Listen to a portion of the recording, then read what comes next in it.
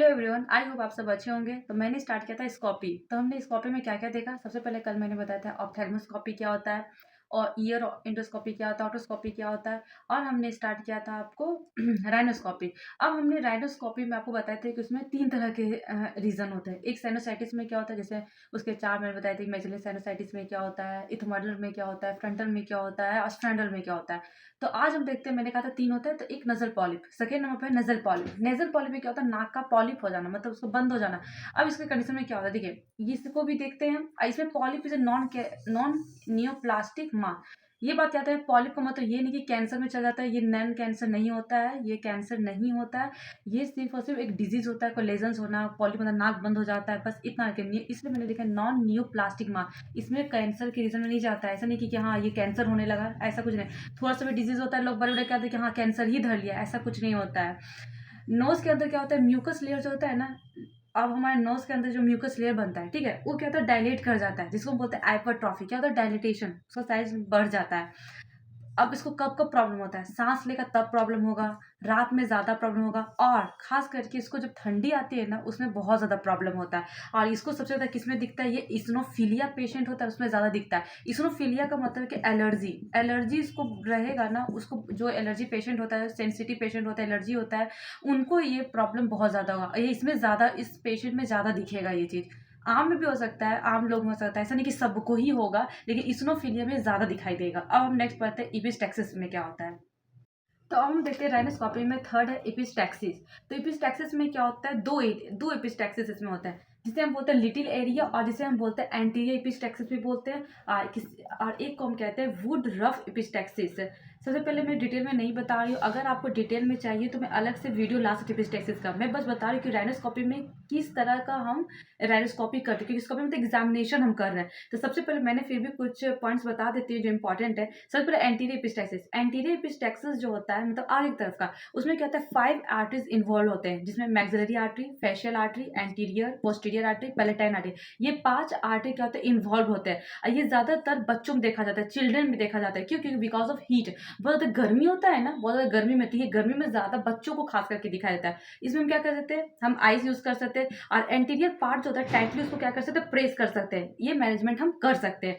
और would rough epistaxis, would rough में क्या होता है, 3 आर्टरीज इन्वॉल्व होते हैं, branches of maxillary artery, branches of ethmoidal artery और ब्रांचेस ऑफ पैलेटाइन आर्टरी। ये तीनों ब्रांच इन्वॉल्व होते हैं हमारे वुड रफ एपिस्टैक्सिस में। ये अडल्ट में दिखते हैं। क्यों दिखते हैं? क्योंकि एक्सेसिव हाइपरटेंशन। अडल्ट में क्या होता है, बच्चे में तो उतना टेंशन उनको पता है टेंशन क्या होता है, लेकिन जब जैसे अडल्ट होते बड़े होते जाते हैं तो टेंशन होता है। किसी को पढ़ाई का टेंशन, किसी को पैसे का टेंशन, किसी को अपने फ्यूचर को लेकर टेंशन, किसी को क्या टेंशन, तो ये टेंशन लगा रहता है। इसी की वजह से आजकल आप देखोगे बीमारी में सबसे ज्यादा ये हाइपरटेंशन कॉमन हो चुका है।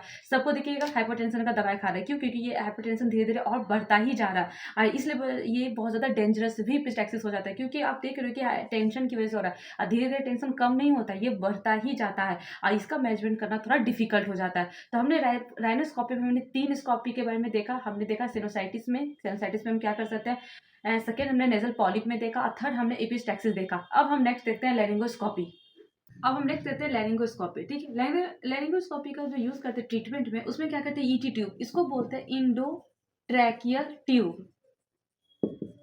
अब आपको पता होना चाहिए, इंडो मतलब अंदर, ट्रेकिया मतलब ट्रेकिया के अंदर हम क्या करते हैं, ट्यूब को भेजते हैं। ठीक है, तो इंडोट्रेकियल ट्यूब को लगाते हैं, then insert in trachea. ET tube को क्या करते हैं, हम डालते हैं, और कहाँ पर हम भेजते हैं, ट्रेकिया में भेजते हैं। जहां पे क्या होता है, ट्रेकिया क्या होता है, 2 ब्रोंकस में क्या होता है, डिवाइड हो जाता है। ठीक है, ये लेरिंगोस्कोपी में हम पता लगाते हैं। ठीक है, अब मैंने यहाँ 2 नाम लिखा है आपको, राइल्स ट्यूब और ईटी ट्यूब। ये बहुत सारा कॉमन सुना, राइल्स ट्यूब क्या होता है, ईटी ट्यूब क्या होता है। अगर नहीं भी सुना तो राइल्स ट्यूब तो सुना ही सुना होगा। ये थीन होता है, पतला होता है और लंबा होता है। इसमें क्या कहते हैं, नोज के थ्रू, क्या कहते हैं, नाक के थ्रू हम स्टमक तक भेजते हैं। क्यों? फूड जो मुंह से नहीं खा पाता है, तो उसको हम क्या करते हैं, फूड देने में हेल्प करते हैं। स्टमक को साफ करने में कभी कभी क्या होता है ना, ऑपरेशन करते समय, अगर आपने सुना होगा, उसको बोलता है डॉक्टर कि आपको पेट को पूरा साफ करना चाहिए। अगर नहीं हो पाता है तो हम ये सब से क्या करते हैं, रेस्ट लगाकर हम साफ करते हैं, स्टमक वाश भी करते हैं। ईटी ट्यूब में मैंने कहा था इंडोट्रेकियल ट्यूब होता है, जो हम ट्रेकिया तक भेजते हैं। ये 25 सेंटीमीटर लंबा होता है। ये वेंटिलेटर, सांस जो भी प्रॉब्लम होता है फोर्सफुली हम एक्सपायरेशन करते हैं, और ये क्या बोलते हैं, लंग्स तक हम फोर्सफुली इसको भेजते हैं। एक्सपायरेशन, जैसे लंग्स में फ्लूइड डिपॉजिट हो जाता है, तो उसको देखने के लिए भी हम ईटी ट्यूब का यूज करते हैं। अब इसमें डायग्नोस्टिक यूज करते हैं, खास करके थ्रोट का डिजीज पता लगाने के लिए। थ्रोट होता है ना, उसे पता लगाने के लिए हम क्या करते हैं, इस डिजीज़ को पता लगाने के लिए हम इसका यूज़ करते हैं यूट्यूब को।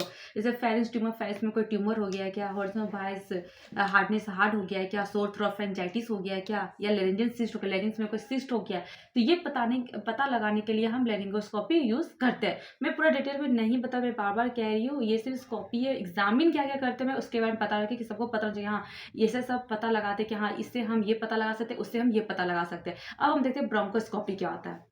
नेक्स्ट हम देखते हैं ब्रोंकोस्कोपी। ठीक है, ब्रोंकोस्कोपी लंग से बात कर रहा है ये। ब्रोंकस का हम इसमें क्या करते हैं, पता लगाते हैं। ठीक है, एक बात याद है कि रिस्पिरेटरी सिस्टम में 8 ऐसे सिम्टम्स है, क्लासिकल सिम्टम्स भी इसको बोलते हैं। क्लासिकल सिम्टम्स का मतलब होता है ये मेन होता है। अगर ये सिम्टम्स नजर आ रहा है तो तुरंत आपको ब्रोंकोस्कोपी करा लेना चाहिए। ठीक है, नंबर 1 डिज्निया, सांस लेने में बहुत ज्यादा तकलीफ होगी उनको।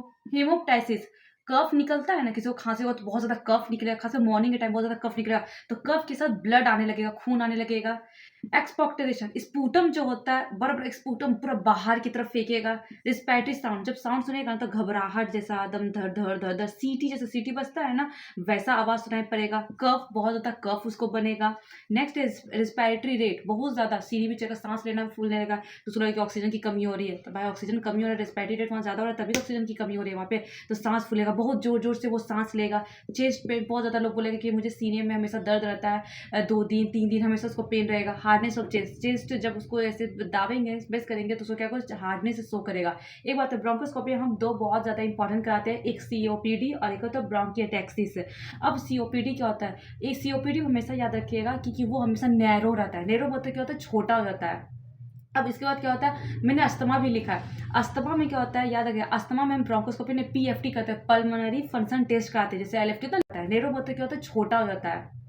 अब इसके बाद क्या होता है, मैंने अस्थमा भी लिखा है। अस्थमा में क्या होता है, याद रखिए, अस्थमा में हम ब्रोंकोस्कोपी में पीएफटी करते हैं, पल्मोनरी फंक्शन टेस्ट कराते हैं, जैसे एलएफटी होता है liver function test, KFT kidney function test, वैसे अस्थमा को पता लगाने का हम पीएफटी करते हैं, पल्मोनरी फंक्शन टेस्ट। उससे हम पता लगाते हैं कि अस्थमा है कि नहीं है। उसमें हम ब्रोंकोस्कोपी नहीं करते, क्योंकि वह तो वो नैरो हो सकता है या नहीं हो सकता है। लेकिन सीओपीडी में उसको बोलते हैं क्रॉनिक ऑब्स्ट्रक्टिव पल्मोनरी डिजीज बोलते हैं, सीओपीडी का फुल फॉर्म होता है। या तो वो तो हमेशा नैरो ही रहता है, लेकिन अस्थमा में नैरो हो भी सकता है, नहीं भी नैरो हो सकता है। इसको किसको होता है, जो धुआं में रहता है, पॉल्यूशन में जाता है, परफ्यूम होता है, उसमें ज्यादा प्रॉब्लम होता है अस्थमा लोगों को, पेशेंट को। अब ब्रोंकियोटैक्सिस क्या होता है, ये एबनॉर्मल डिसऑर्डर होता है, और ये क्या होता है, ब्रोंकस जो होता है, जो ब्रोंकस होता है उसको क्या होता है, डायलेट कर देता है। तो ब्रोंकोस्कोपी में 2 मेन खास करके होते हैं, सीओपीडी और ब्रोंकियोटैक्सिस होता है। अस्थमा हम पीएफटी कराते हैं। आई होप ये वीडियो आपको पसंद आ रही होगी और आपके लिए हेल्पफुल भी होगा। नेक्स्ट वीडियो जल्दी लाने की कोशिश करेंगे। कोई भी अगर आपको क्वेरी है तो आप कमेंट बॉक्स में पिन कर सकते हैं। Thank you everyone.